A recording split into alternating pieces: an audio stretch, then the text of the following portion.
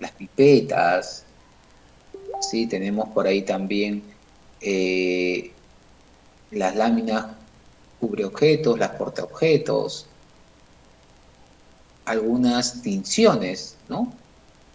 Algunas tinciones para poder, pues, colorear algunas bacterias o algunos microorganismos. Debemos tener reactivos químicos o, si no, algunos kits para poder identificar algunos microorganismos, ¿no? Antígenos. Por ejemplo, más adelante en los 70, pues, ya involucraron este aparato que es un fotocolorímetro. Yo recuerdo mucho porque, bueno, y hasta el momento la Universidad Nacional de Trujillo cuenta con su fotocolorímetro. Y yo en este instrumento llamado fotocolorímetro es que podía identificar pues la concentración de glucosa, de colesterol, de triglicéridos con este instrumento. Hoy en día simplemente lo que hacemos es tomar una muestra, ¿sí? Colocarlo pues en una máquina que da múltiples parámetros e inmediatamente me da los resultados, ¿no? Pero así poco a poco fue evolucionando, ¿no? Inclusive esto funcionaba pues con algunas placas de colores. Más adelante pues ya tenemos pues algunas reglas de cálculo, ¿no? Esto es ya para hacer algunos controles de calidad pues un poco más precisos, ¿no? Donde teníamos pues que nos arrojaba, por ejemplo, en un electrocardiograma, ¿sí? Nos arrojaba pues estas curvas, ¿no? Estos puntos. Bien, entonces digamos que poco a poco el laboratorio clínico eh, evolucionando, fue evolucionando porque inicialmente lo que se hacía era simplemente algunos análisis de algunos fluidos, ¿no? Análisis de fluidos. Pero más adelante, esto ya pasó al análisis, digamos, de algunas células, ¿no? Por ejemplo, células tumorales para poder detectar, ¿sí? Cáncer o procesos de metástasis, ¿no? Entre otros. En la actualidad, ya vemos que los laboratorios, digamos, de análisis han ido más allá. Han ido a la detección de enzimas, han ido a la elaboración de ciertos compuestos, por ejemplo, la insulina humana, eh, es elaborado por un laboratorio. Ya sabemos que ahora se elaboran bajo el método de ADN recombinante, o sea, existen microorganismos que elaboran la insulina, muy parecido a las penicilinas, ¿no? A las penicilinas, el Penicillium notatum era quien se encargaba de elaborar la penicilina, ¿no? Alexander Fleming de casualidad descubrió ese evento. De la misma manera, inicialmente las insulinas eran unas insulinas que se elaboraban por algunos animales, por ejemplo, animales del tipo porcino, vacuno, ¿sí? Bovino, y de ahí es donde se extraía, pues, la insulina. Pero más adelante vieron que esto se podía producir, pues, en algunos microorganismos, ¿no? Y esto, lógicamente, al igual que las penicilinas, ¿sí? En este caso era en Escherichia coli, ¿no? En E. coli. La E. coli se coge como un prototipo para poder elaborar insulina, ¿no? Luego, una vez que la E. coli ha elaborado la insulina, lo que se hace, pues, es separar a la insulina de la E. coli y eso es lo que se nos administra. Entonces, los microorganismos también tienen su parte benéfica, ¿no? No todo es negativo, sino hay que saber utilizarlo. Ustedes saben que en la industria de los alimentos tenemos algunos microorganismos que sirven para elaborar alimentos, ¿no? Por ejemplo, hablamos de los lactobacilos, ¿no? Para poder elaborar pues, los yogures. Tenemos, por ejemplo, de las Saccharomyces cerevisiae para elaborar la cerveza, para poder elaborar los vinos, ¿sí? Las Saccharomyces. Tenemos al Clostridium botulinum, aunque no lo crean, ¿no? El Clostridium botulinum, que produce el botulismo, ¿sí? Es utilizado para fabricar el Botox, ¿no? Aquellos que quieren cuidar la piel, eliminar, pues, las arrugas. Claro está que la administración es en pequeñas cantidades, en dosis mínimas, ¿no? Algo muy parecido como que se hace con algunas de las vacunas, ¿no? En algunos casos, en las vacunas se administra pues el microorganismo de manera atenuada para que mi organismo, mi organismo genere pues los anticuerpos. Es por eso que en algunas ocasiones pues tenemos algunas reacciones adversas, un malestar, fiebre, cansancio, entre otros. Es porque el organismo está luchando con ese microorganismo. Claro que el microorganismo no te está haciendo un gran daño porque está atenuado, pero de todas maneras se genera una resistencia, ¿no? Muy bien, entonces estos laboratorios clínicos lógicamente buscan la obtención de beneficios económicos. Imagínense que si hablamos de la vacuna del COVID, la vacuna rusa, ¿no? Tenemos inclusive vacunas en Cuba, ¿no? La Soberana, así la han denominado, y la de otros países, Alemania, entre otros. Ellos estaban ofreciendo la vacuna a Perú a un precio súper cómodo, ¿no? Hablamos de $5, $10 la dosis. Ojo, y ahí están ganando cantidades bárbaras de dinero con esos precios. Pero lamentablemente en el Perú, como hay demasiada corrupción, estaban aceptando una vacuna china a $72 la dosis. Y no dejaron que prosperen las otras ofertas, porque lógicamente al comparar los precios de $11 a $72, imagínate cuánto de dinero está de por medio la aceptación de esa vacuna. Y ahí no están metido uno, están metidos miles de personas, desde el presidente hasta el último. Desde el presidente, la ministra de Salud, el gabinete, entre otros. Entonces, que uno va a percibir dinero, lógicamente, los laboratorios no trabajan pues solamente para el bienestar, ellos también necesitan recuperar la inversión, porque en estudios ellos invierten millones de dólares y cuando ésta se vende necesitan recuperar su capital. Es por eso que existen las patentes. Cuando uno descubre un nuevo medicamento probado, ¿sí? En todas sus fases preclínicas, clínicas y todo lo demás,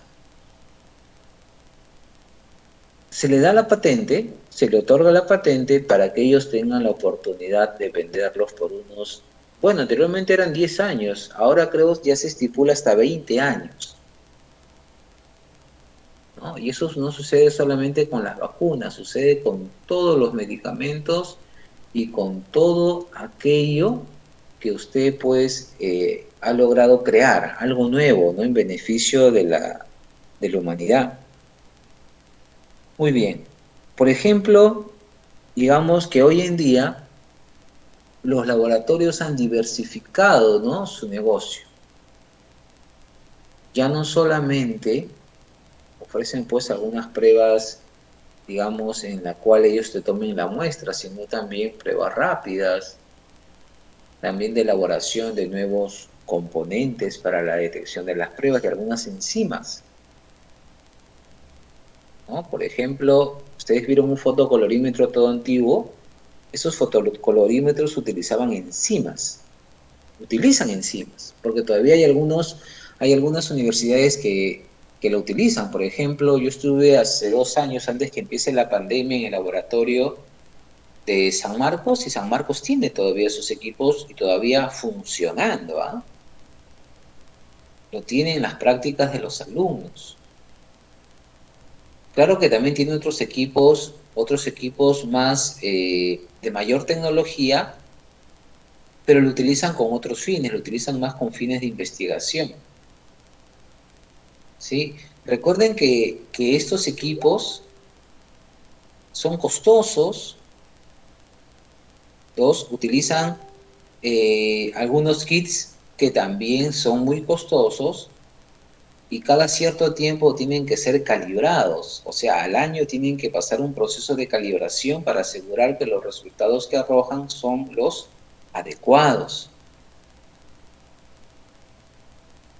En cambio, si hacemos una práctica con los alumnos, utilizamos pues el fotocolorímetro, que va a cumplir los objetivos. El alumno va a demostrar sus destrezas para poder preparar el reactivo, para seguir un método, pero lo más importante, ¿dónde está? En la interpretación de los resultados. Eso no cambia para nada. Sí, eso no cambia para nada. Por ejemplo, yo tengo actividad con Ricardo Palma, también Facultad de Medicina, y ellos llevan el curso de farmacología, ¿no? Y farmacología es teórico-práctico. Y dentro de la parte práctica utilizamos pues animales de experimentación. Pero como estamos en la pandemia, bueno, no se están utilizando los animales de experimentación.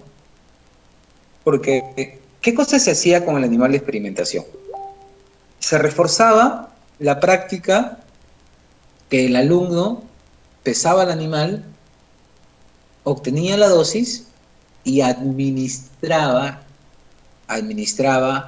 el fármaco, administraba el fármaco y veía cuáles eran los efectos, y de acuerdo a eso obtenía o hacía el análisis de resultados.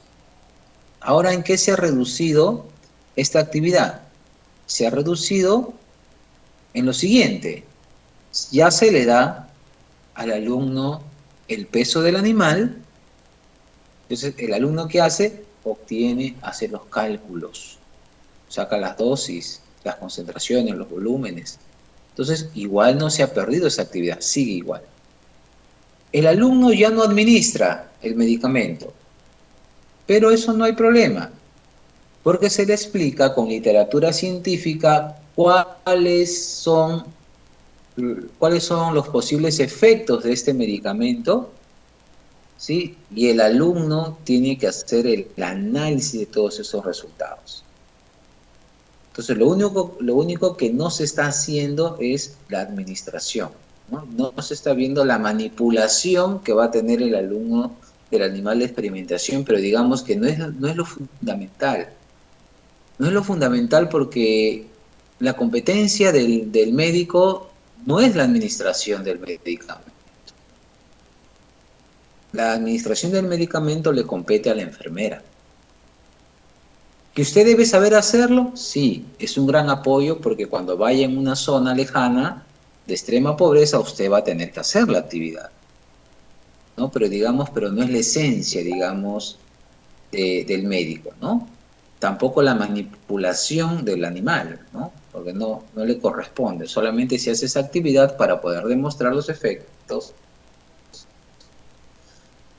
ya que se ve efectos positivos y efectos negativos, ¿no? Y eso no se podría hacer en uno de sus compañeros. Muy bien. ¿Qué más sabemos de los laboratorios, ¿no? Me dice, tiene algún principio, me dice, que es la eficiencia diagnóstica, es decir, la máxima información clínica, ¿sí? La información clínica útil, pero con el mínimo de pruebas. Esto se ajusta muchas veces a la actividad de manejo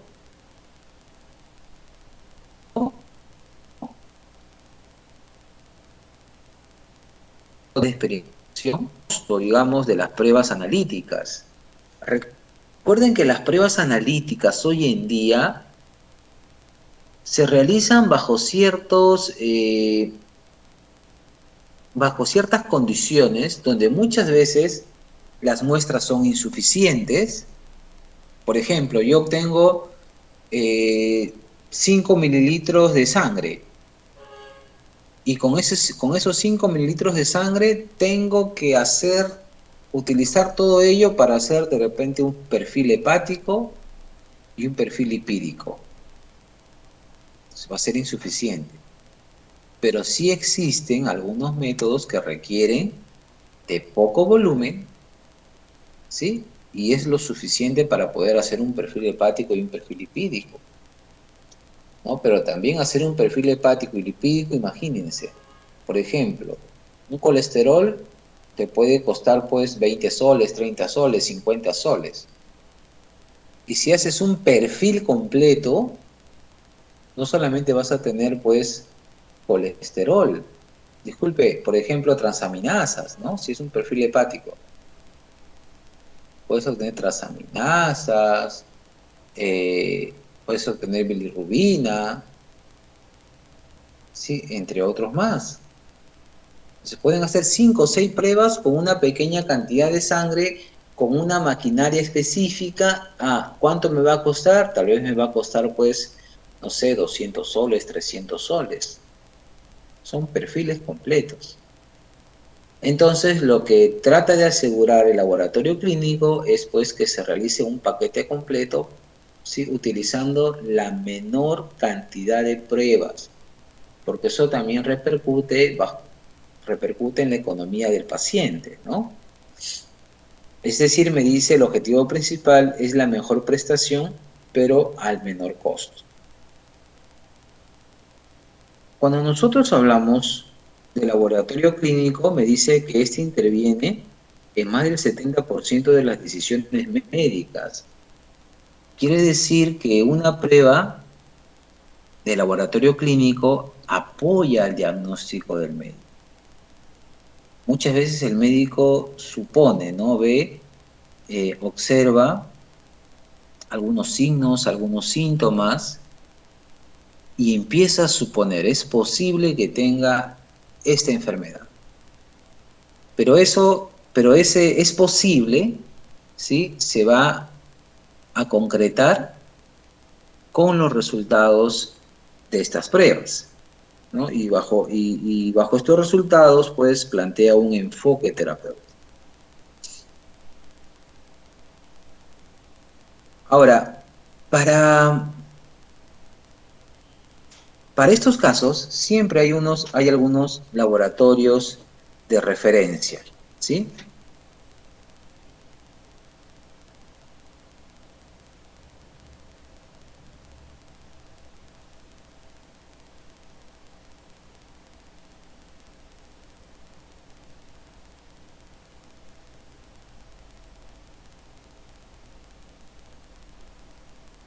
Bien, entonces, cuando nosotros realizamos algunas pruebas, siempre tenemos algunos laboratorios de referencia, ¿no? Ya depende mucho de la especialidad,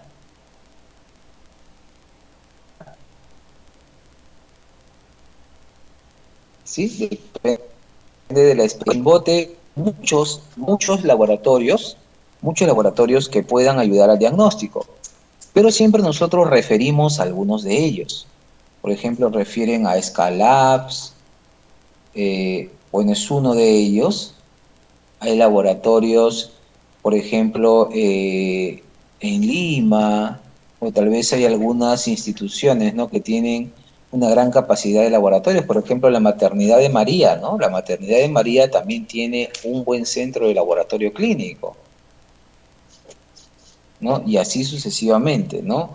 Y esto está dirigido, pues, eh, uno, viendo la economía del paciente, y dos, también va a depender de la especificidad de prueba que usted ha solicitado para apoyar.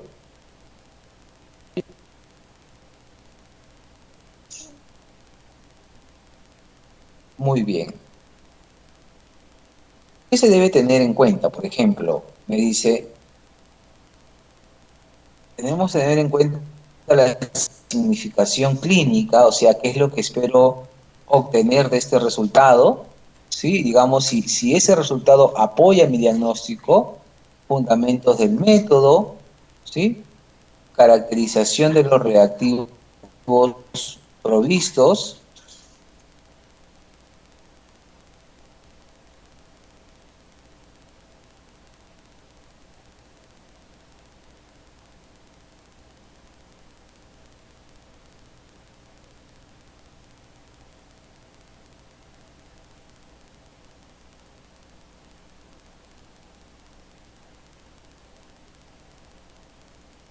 Las características, ¿correcto?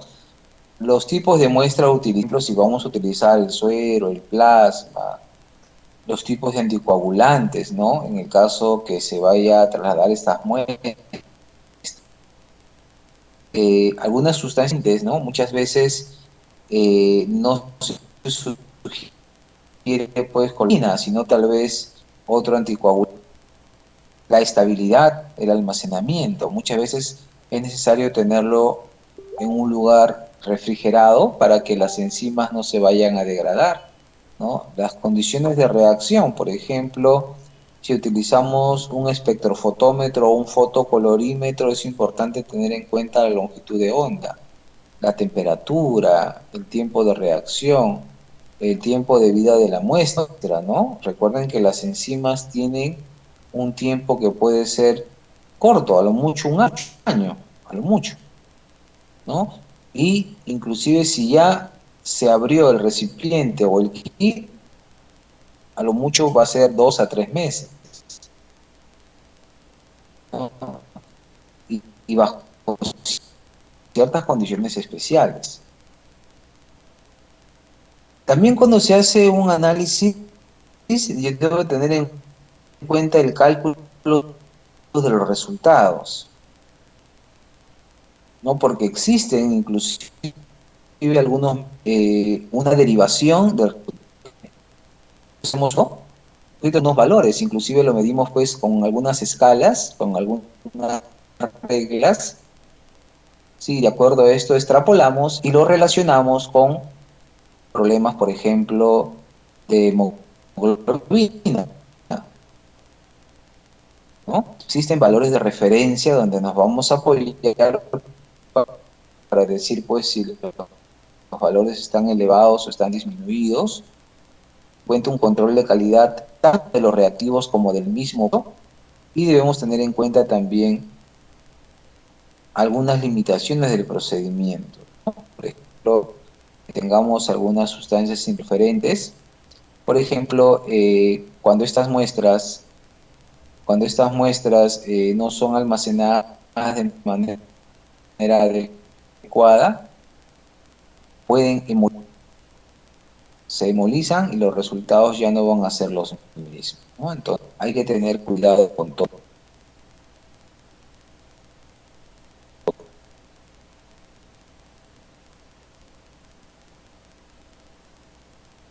Bien, ¿cuáles son los pasos involucrados pues en el análisis, ¿no? Por ejemplo, eh, tenemos la solicitud de las pruebas por el médico. El médico, viendo o haciendo un diagnóstico, quiere apoyar ese diagnóstico, quiere asegurarse que el diagnóstico es el adecuado, entonces hace una solicitud de prueba, ¿no? Esta es parte de la fase preanalítica, ¿sí? La fase preanalítica. Entonces emite una orden al laboratorio, ¿no? Por ejemplo, tómese una muestra de sangre para determinar tal prueba. Llega al laboratorio, se hace la toma de la muestra, ¿sí? Se resecciona la muestra, se rotula adecuadamente, ¿sí? Y luego sí pasa para el procesamiento de la muestra. Este procesamiento de la muestra, sí, va a depender, mira, por ejemplo, El procesamiento de la muestra puede ser, me dice que se envía la muestra al laboratorio para el análisis. Esta muestra es almacenada, ¿no? Para un futuro análisis. Y en la fase analítica, ¿sí? En algunos casos necesita un pretratamiento de la muestra. ¿A qué se refiere? Tal vez necesito centrifugar la muestra, ¿no? En algunos casos. Pasa al análisis ya de la muestra, al análisis en sí de la muestra, el control de calidad, ¿sí? Y lógicamente para que estos resultados sean confiables durante mucho tiempo, siempre se los equipos que han sido utilizados, ¿no? Una vez que ya ha pasado la fatiga, también algunos eventos, ¿no? Que pueden hacer que ya la muestra pase a la fase posanalítica. Por ejemplo, una vez que se da el análisis de la muestra, entonces inmediatamente se arrojan los resultados y se envía al médico para que este médico interpretación del resultado. O tal vez, una vez que se ha analizado la muestra y pasa al control de calidad, tiene que haber una educación continua. Quiere decir que el encargado del laboratorio clínico tiene que estar capacitándose siempre para poder implementar algunas nuevas técnicas o métodos de mejor diagnóstico, ¿no?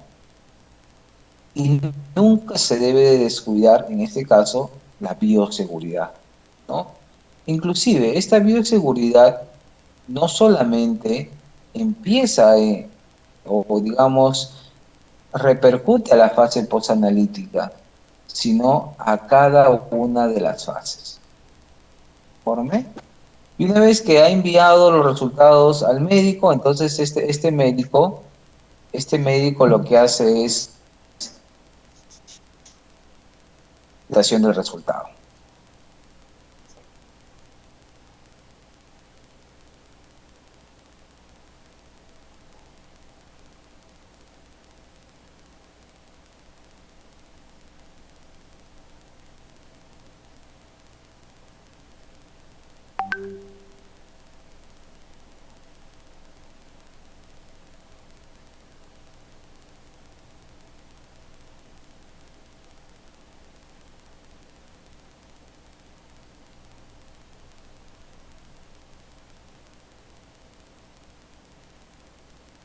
Listo. ¿Qué errores usuales se presentan en algunas fases? Mira, por ejemplo, en la fase preanalítica podemos tener, por ejemplo, una solicitud de análisis por parte, me dice, errores en la fase preanalítica, ¿no? Extra laboratorio. Por ejemplo, puede haber o se hizo una extracción incorrecta, ¿no? Una extracción incorrecta, una recolección en un recipiente inadecuado, tal vez tenía algunas sustancias, tal vez no se agregó algún anticoagulante y este pues a la muestra y se pierde esa muestra, ¿sí? Eh, tal vez la cantidad insuficiente, eso es lo que les mencionaba, ¿no? Quieres hacer tal vez un perfil hepático o un perfil lipídico y sacas 1 mililitro de muestra, insuficiente, ¿no? 1 mililitro de suficiente. Correctas, muestras coaguladas, tal vez el transporte al laboratorio no fue el adecuado, o sea, no estuvo bajo una cadena de frío, suele suceder eso. Errores en la fase preanalítica, pero dentro del laboratorio me dice, por ejemplo, entrada de datos del paciente y peticiones, espera de las muestras hasta su manipulación, es un tiempo que en el caso se pueden deteriorar las muestras. La centrifugación me dice puede ser insuficiente o excesiva. Y es ya les he manifestado, y el tiempo de centrifugación tiene mucho que ver, ¿sí? En la prueba que yo deseo obtener. ¿Ya? Para la prueba, tal vez voy a trabajar con enzimas, debo de tener mayor cantidad de revoluciones por minuto por mayor tiempo. Solamente suero y plasma son menor cantidad de revoluciones por minuto durante menos tiempo, ¿no? Distribución que se coloca en los respectivos pocitos, ¿no? Entonces, tal vez es el inadecuado. Preparaciones, ¿no? Por ejemplo, en algunos casos se utilizan especímenes para poder diagnosticar algunas enfermedades, ¿no? Por ejemplo, pueden ser ratones, entre otros. Elección del espécimen correcto, ¿no? Muchas veces pensamos que los especímenes solamente pueden ser ratones, pueden ser cobayos, pueden ser hámsters, pueden ser sapos, y esto va a depender del método de que se va a aplicar. Hay interferencias, o sea, sustancias con la muestra y me dice la medida de la magnitud, ¿no? También podemos encontrar nosotros algunos errores, ¿no? Errores usuales. Un segundo.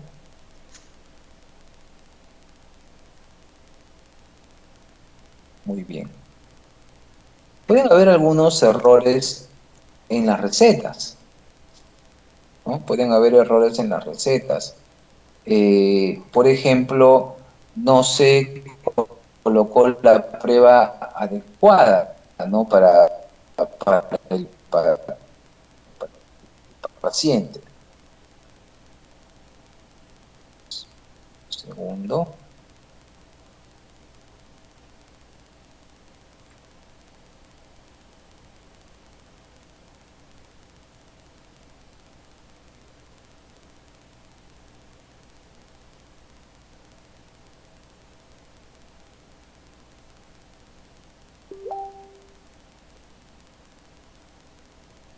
Bien, por ejemplo, encontramos que en algunos casos se ven algunos errores de transcripción.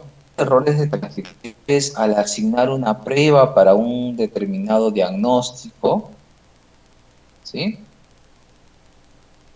Pero en fin, digamos que nos ayuda para este diagnóstico, sobre todo en algunos casos donde son áreas de emergencia, ¿sí? Para confirmación diagnóstica, para pronóstico de una enfermedad, para establecer, me dice, el diagnóstico basado en una sospecha fundada, ¿no? Para realizar un seguimiento terapéutico, cómo va evolucionando este paciente ante un tratamiento, ¿no? Para determinar factores de riesgos. En conclusión, el laboratorio debe ser, me dice, confiable, eficiente y libre de errores. Eso es lo que se espera.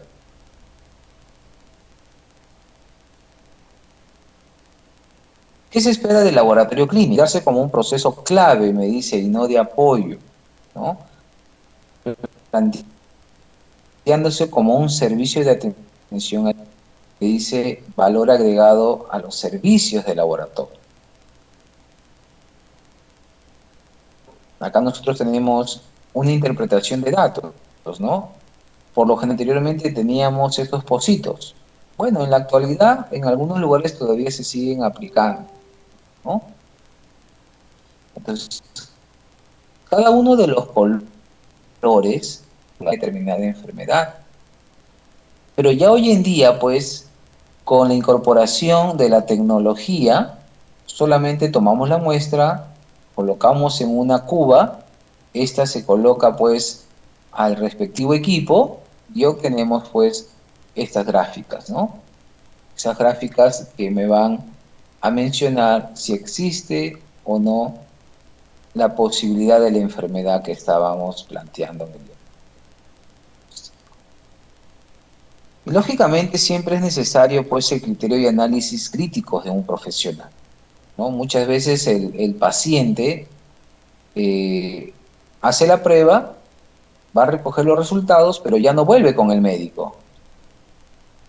Entonces es necesario siempre el apoyo del médico que ha visto tu caso para que pueda determinar si tienes o no alguna de estas enfermedades, ¿no? Bien, jóvenes. Entonces el día de hoy nos vamos a quedar ahí, por favor. Mañana creo que empezamos 3:20, si no me equivoco. Eh, yo mañana les estoy compartiendo la información. También voy a prepararles un pequeño caso para poder trabajar de manera grupal. Ya les estoy enviando, eh, digamos, la asistencia y también el link para la conformación de grupos. ¿Sí? ¿Alguna pregunta hasta ahí?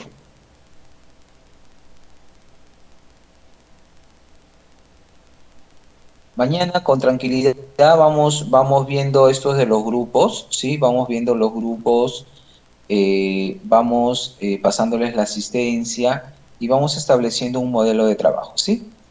Bien, jóvenes, muchas gracias. Hasta de mañana 3:20. Cuídense, hasta luego. Muy bien, hasta luego, Carlita. Hasta luego.